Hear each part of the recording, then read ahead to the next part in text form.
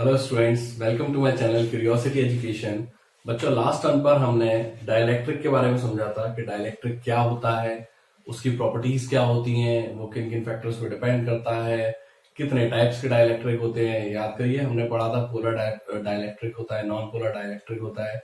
देखिए, कोई सा भी डाइलेक्ट्रिक हो, पोलर डाइलेक्ट्रिक हो, नॉन पोलर डाइलेक्ट्रिक हो, जब वो एक्सटर्नल फील्ड में आता है तब उसके जो चार्जेस हैं, जो उसके एटम्स हैं, वो अपने आप को एक पर्टिकुलर फैशन में अरेंज करते हैं सो दैट उसके अंदर एक नेट इलेक्ट्रिक फील्ड डेवलप होता है। ये भी हम लोग लास्ट टर्म पर डिस्कस कर चुके हैं। अब हम थोड़ा सा इसके आगे समझते हैं कि एग्जैक्टली अब इसके आगे क्या होगा। देखिए, सपोज करिए ये ऑलरेडी आपके पास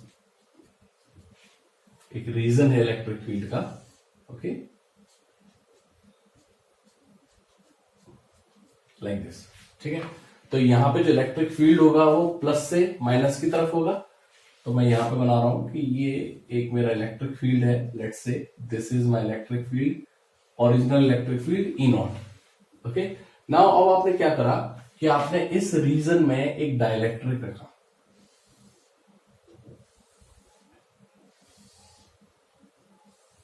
ये आपने एक डाइलेक्ट्रिक ले रखा है। अब डाइलेक्ट्रिक जब इस एक्सटर्नल इलेक्ट्रिक फील्ड के कांटेक्ट में आएगा तो क्या होगा कि इसके जो मॉलिक्यूल्स हैं वो अपने आप को एक पर्टिकुलर फैशन में अरेंज करेंगे। तो ये एक नेट डायपोल बनाएगा कुछ इस तरीके से। एक ये बन गया, फिर एक ये बन गया, फिर एक ये बन गया, फिर एक ये बन गया, लाइक दिस। ओके, सो मैं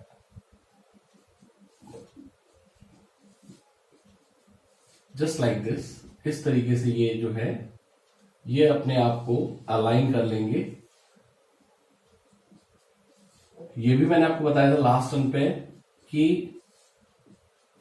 इस तरफ पॉजिटिव क्यों आएगा और इस तरफ नेगेटिव क्यों आएगा, है ना।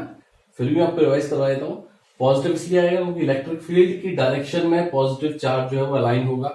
ओके, क्योंकि पॉजिटिव चार्ज जो है वो इलेक्ट्रिक फील्ड जो है पॉजिटिव चार्ज को दूर करता है अपने से। ओके, सो ये जो है ये पॉजिटिव चार्ज को इधर की तरफ पुश करेगा। सो इस तरीके से होगा। अब आप अगर इतने पार्ट पे ध्यान दें, अगर आप इस पार्ट पर ध्यान दें तो देखिए plus minus plus minus plus minus, ऐसे ही plus minus plus minus plus minus. तो ये जो है ये अपने आप में न्यूट्रल हो गया इतना पार्ट। ओके, तो इस पार्ट को हम बोल सकते हैं region of zero charge density, है ना। क्योंकि यहां पर जो चार्ज है वो न्यूट्रलाइज हो गया, एक दूसरे से प्लस माइनस करके हो गया है। एज सच भी पूरा डाइलेक्ट्रिक भी न्यूट्रल है, ठीक है ना। आप बोलेंगे सर डाइलेक्ट्रिक भी तो पहले से न्यूट्रल था, बिल्कुल है।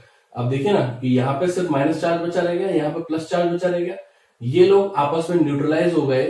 तो इस डाइलेक्ट्रिक को मैं इफेक्टिवली इस तरीके से मान सकता हूं कि ये जो डाइलेक्ट्रिक है वो कुछ इस तरीके से है, क्योंकि बीच के जो चार्जेस हैं वो क्या हो रहा है, न्यूट्रलाइज हो गए सारे के सारे इलेक्ट्रिक फील्ड के कारण। ये पहले कैसे थे, पहले ये रैंडम लगे हुए थे, ठीक है ना। अगर मैं बिफोर इलेक्ट्रिक फील्ड की बात करूं, जब इलेक्ट्रिक फील्ड नहीं लगाया था तब ये किसी भी फैशन में थे। कोई इधर ऐसे डला हुआ है, कोई ऐसे डला हुआ है, कोई ऐसे डला हुआ है। ये पहले अलग अलग फैशन में थे, पर ये इलेक्ट्रिक फील्ड के कांटेक्ट में जैसे ही आए एक्सटर्नल इलेक्ट्रिक फील्ड के, तो इनको एक पर्टिकुलर ऑर्डर में अरेंज होना पड़ा। ओके, तो ये याद रखिए कि स्टार्टिंग में डाइलेक्ट्रिक के जो डायपोल्स थे अंदर जो थे वो किसी भी फैशन में थे, पर यहां पर जाकर उनको एक स्पेसिफिक फैशन में अरेंज होना पड़ा। तो उसके कारण क्या हुआ कि ये अंदर के जो चार्जेस थे वो एक दूसरे से न्यूट्रलाइज हो रहे हैं। तो इसको मैंने बोला region of zero charge density. तो इसके कारण क्या हुआ, इसके लेफ्ट साइड पर इफेक्टिवली एक नेगेटिव चार्ज आ गया और राइट साइड पर इफेक्टिवली पॉजिटिवली चार्ज आ गया। और आप जानते हैं कि ये डाइलेक्ट्रिक इलेक्ट्रिकली न्यूट्रल होता है, तो यहां पर जितना चार्ज आया एग्जैक्टली उतना ही चार्ज इधर आएगा। जैसे मैं काउंट करूंगा 1 2 3 4 5, मैंने 5 नेगेटिव लिखे हैं तो मुझे यहाँ पे 5 पॉजिटिव लिखने पड़ेंगे, सो दैट ये इलेक्ट्रिकली न्यूट्रल बना रहे। ओके, सो इस डायग्राम को अब हटा के मैं ऐसा डायग्राम बना सकता हूं। तो मैं इसको फिर से यहीं पे ड्रॉ कर देता हूं। आपको समझाने के लिए, यहां पर पॉजिटिव चार्ज था, यहां पर नेगेटिव चार्ज था। एक रीजन एक्सटर्नल इलेक्ट्रिक फील्ड का रीजन है, मैंने इसके अंदर एक डाइलेक्ट्रिक को प्लेस करा है। तो अब क्या होगा कि देखिए, एक मेरा एक्सटर्नल इलेक्ट्रिक फील्ड था, ये रहा ई नॉट, ओके, जो कि इसमें से भी निकल रहा होगा नो डाउट। ये मेरा एक्सटर्नल इलेक्ट्रिक फील्ड है। अब इसके कारण एक इलेक्ट्रिक फील्ड इस तरफ आएगा, पॉजिटिव से नेगेटिव की तरफ, मैं इसको बोलूंगा ईपी। ईपी क्यों बोल रहा हूं? Electric field due to polarization. ये जो है ना, ये पोलराइज हो गया हमारा डाइलेक्ट्रिक। पोलराइज मतलब इसके ऊपर पोलैरिटी आ गई, देखिए माइनस चार्ज इधर आ गया, प्लस चार्ज इधर आ गया। तो भले ही नॉन पोलर डाइलेक्ट्रिक हो चाहे पोलर डाइलेक्ट्रिक हो, दोनों के दोनों एक्सटर्नल इलेक्ट्रिक फील्ड में पोलराइज हो जाते हैं। इस चीज को ध्यान रखिएगा। अक्सर हम लोग इस चीज में कंफ्यूज जाते हैं कि सर पोलर जो पोलर डाइलेक्ट्रिक है उसका तो चलो समझ में आता है कि वो पोलराइज हो जाएगा, बट नॉन पोलर क्यों हो जाते हैं? नॉन पोलर भी होते हैं क्योंकि वो भी जब इलेक्ट्रिक फील्ड के कांटेक्ट में आते हैं तब वो भी इसी पैटर्न में अरेंज हो जाते हैं, ठीक है ना।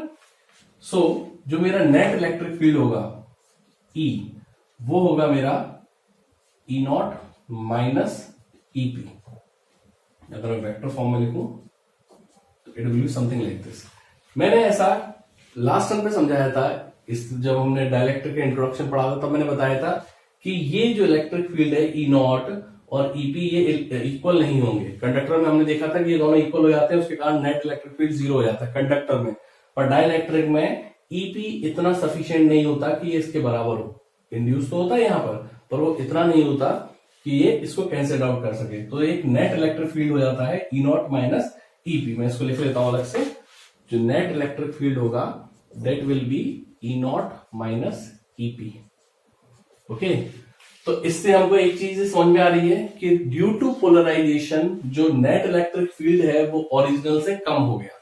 तो आप बोल सकते हैं कि जब भी हम किसी रीजन में डाइलेक्ट्रिक स्लैब को या डाइलेक्ट्रिक मीडियम को प्लेस करेंगे तब वहां पर जो एक्चुअल में इलेक्ट्रिक फील्ड था वो अब कम हो जाएगा, ठीक है ना। जो पहले विदाउट डाइलेक्ट्रिक इलेक्ट्रिक फील्ड था एंड आफ्टर डाइलेक्ट्रिक, उन दोनों में अगर आप कंपैरिजन करेंगे तो आफ्टर डाइलेक्ट्रिक जो इलेक्ट्रिक फील्ड आएगा वो कम आएगा ओरिजिनल वाले डाइलेक्ट्रिक से, okay.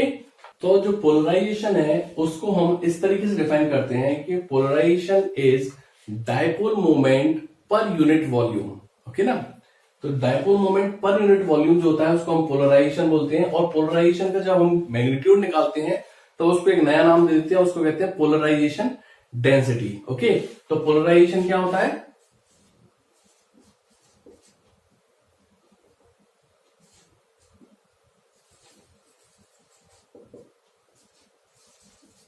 Dipole moment per unit volume. Dipole moment per unit volume जो होता है उसको हम पोलराइजेशन से करते हैं, लिखते हैं पोलराइजेशन की डेफिनेशन, और उसको हम बेसिकली P से रिप्रेजेंट करते हैं। और इसका जब मैग्नीट्यूड निकालते हैं तब उसको पोलराइजेशन डेंसिटी बोलते हैं, ओके।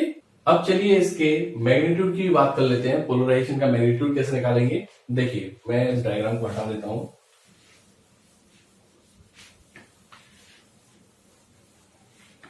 जैसे ये मेरी डाइलेक्ट्रिक स्लैब है, ओके। इस पे इफेक्टिवली यहां पर ये सीन बन गया था, हमने देखा था कि ये कट गया था, उसके बाद में ये बना था। अच्छा, मैं मान लेता हूं, अगर आपको मैंने बताया था कि यहां पे जितने नेगेटिव उतने पॉजिटिव होंगे, तो इसकी अगर यहां पे चार्ज प्लस QP है, चार्ज ड्यू टू पोलराइजेशन इसको हम बोल रहे हैं, ऐसे ही यहां पे माइनस QP होगा, ओके। और इनके बीच की डिस्टेंस D है और इस डाइलेक्ट्रिक स्लैब का जो एरिया है वो A है, ओके। तो पोलराइजेशन का जो फॉर्मूला है उसके हिसाब से डाइपोल मोमेंट बनेगा यहां से यहां। डाइपोल मोमेंट की वैल्यू क्या होती है? The magnitude of charge into distance between them, तो वो हो जाएगा QP इंटू D। ये डाइपोल मोमेंट बन गया। अपॉन पर यूनिट वॉल्यूम लिखना है आपको, तो इस वॉल्यूम कितना होगा डाइलेक्ट्रिक का? Area into distance. आपको जब भी वॉल्यूम बनाना होता है आप क्या करते हैं? एरिया इंटू लेंथ कर देते हैं। So this will be area into distance, okay. So अगर मैं ये काट दूं तो P इक्वल्स टू आ गया Q by A। Now what is this Q by A? क्या मैं इसको ये लिख सकता हूं? ये क्या चीज है? Surface charge density. तो मैं ये बोल सकता हूं कि जो पोलराइजेशन होता है डायपोल इसका डाइलेक्ट्रिक का, तो वो कुछ नहीं सरफेस चार्ज डेंसिटी के बराबर होता है जो इस डाइलेक्ट्रिक की इंड्यूस होती है। ठीक है, इंड्यूस वर्ड इसलिए इंपॉर्टेंट है क्योंकि डाइलेक्ट्रिक जब एक्सटर्नल इलेक्ट्रिक फील्ड में नहीं रखा गया है तब उसके अंदर कोई डायपोल मोमेंट नहीं होगा। ठीक है ना, तो ये जो डायपोल मोमेंट है ये एक्चुअली इंड्यूस्ड डायपोल मोमेंट है। ये भी आप याद रखिएगा कि ये सिर्फ इस इलेक्ट्रिक फील्ड के कारण, जो एक्सटर्नल इलेक्ट्रिक फील्ड है उसके कारण ये इंड्यूस्ड हुआ है इसलिए आप उसको इंड्यूस्ड डायपोल मोमेंट भी बोल सकते हैं। ठीक है ना, तो यहां पर जो पोलराइजेशन है उसका जो फॉर्मूला है वो सिग्मा पी आ गया। मतलब इंड्यूस्ड सरफेस चार्ज डेंसिटी जो होगी वो कुछ नहीं, आपको पोलराइजेशन का मैग्नीट्यूड बताएगी। और मैंने बताया था कि पोलराइजेशन का मैग्नीट्यूड को हम क्या कहते हैं? Polarisation density. This is polarisation density. Okay, so ये मैंने एक आपको ब्रीफ डिस्कशन किया है पोलराइजेशन के ऊपर कि पोलराइजेशन क्या होता है, उसका फॉर्मूला कैसे निकालते हैं, पोलराइजेशन डेंसिटी क्या होती है। अच्छा, अगर हम जो मेरा ओरिजिनल इलेक्ट्रिक फील्ड था, ओरिजिनल इलेक्ट्रिक फील्ड कितना था? E not.